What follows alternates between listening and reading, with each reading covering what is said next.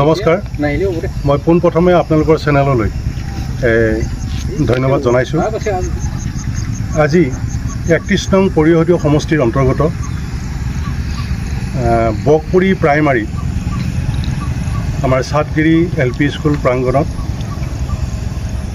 বিজেপিৰ মণ্ডলৰ উদ্যোগত এখনি জইনিং সভা অনুষ্ঠিত কৰিছিল আৰু সেই জইনিং সভাত UPPL দলৰ বকপুৰী প্ৰাইমাৰীৰ পৰা সভাপতি সম্পাদকৰ লগতে সৰ্বমুঠ 25 জন ব্যক্তি জইন হোৱা বুলি তেওঁলোকে বাতৰি প্ৰকাশ কৰিছে।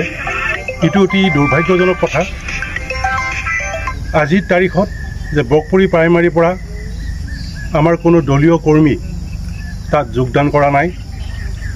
বকপুৰী প্ৰাইমাৰী সভাপতি সম্পাদকক যোগদান কৰা বুলি কৈছে, কিন্তু ইতিমধ্যে আমাৰ বকপুৰী প্ৰাইমাৰীৰ সভাপতি আমাৰ বলৰাম ৰাভা ডাঙৰীয়া আমাৰ লগত আছে, আমাৰ ছেক্ৰেটাৰী সুজিত বড়ো ডাঙৰীয়া আমাৰ লগত আছে, আমাৰ অৰ্গেনাইজিং ছেক্ৰেটাৰী চলিহা ডাঙৰীয়া আমাৰ লগত আছে আৰু প্ৰাইমাৰী সকলো কৰ্মী আমাৰ লগত আছে। যে কোনো দলীয় কৰ্মী আজিৰ তাৰিখত তাত যোগদান কৰা নাই আৰু তেওঁলোকে এইটো ভুৱা প্ৰচাৰ কৰিছে। আৰু যিসকল ব্যক্তিয়ে তাক যোগদান কৰা বুলি কৈছে, যে আমি জানো যে তেওঁলোকে 4জনমান ব্যক্তি 2020 চনৰ যি পৰিষদীয় ইলেকশ্যন আছিল, সেই পৰিষদীয় ইলেকশ্যনৰ সময়তে তেওঁলোকে ফিল্ডত গৈ মানে বিজেপিক ভোট দিব লাগে বুলি তেওঁলোকে কৈছিল আৰু তেওঁলোকৰ লগতে সম্পৰ্কটো আছিল। আজিৰ তাৰিখত তেওঁলোকে UPPL দলৰ পৰা মানে বিজেপি দলত যোগদান কৰাটো দেখুওৱাটো আমাৰ কাৰণে অতি দুৰ্ভাগ্যজনক আৰু অতি লজ্জাজনক কথা।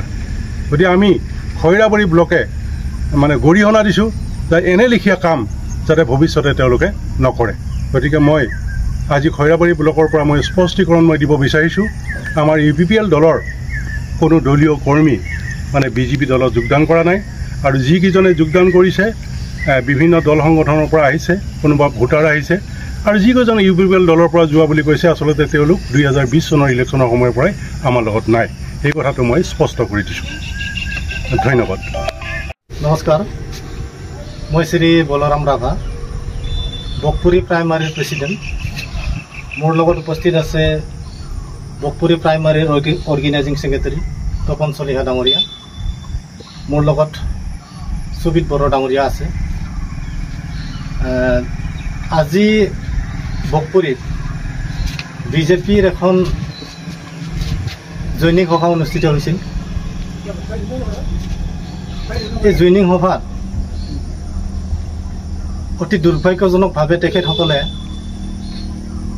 আমাৰ বকপুৰী প্ৰাইমাৰীৰ প্ৰেছিডেণ্ট আৰু ছেক্ৰেটাৰী জইনিং কৰা বুলি পেলাই এটা নিউজ ওলাইছিল। আমি এইটো ক'ব বিচাৰিছোঁ যে কোনো UPPLৰ দলীয় কৰ্মী আজিৰ জইনিং সভাত যোৱা নাই, কাৰণ মই নিজে প্ৰেছিডেণ্ট হিচাপে আছোঁ আৰু মোৰ লগত ছেক্ৰেটাৰী তপন চলিহা ডাঙৰীয়া সুজিত বড়ো আছে। গতিকে এইটো আচলতে খুব এটা দুৰ্ভাগ্যজনক বিষয় বুলি ক'ব বিচাৰিছোঁ। যিসকল লোকে আজিৰ জইনিং সভাত উপস্থিত আছিল বা জইনিং কৰিছিল, তেখেতসকল আগৰেই 2020 চনৰ ইলেকশ্যনতে তেখেতসকলে বিজেপিৰ হৈ কাম কৰিছিল। তেখেতসকল আমাৰ UPPLৰ সদস্যই নহয়। গতিকে এই ফেক নিউজটো দুৰ্ভাগ্যজনক বুলি ক'ব বিচাৰিছোঁ। তেখেতসকলে আৰু এটা ভুৱা প্ৰচাৰ চলাইছে।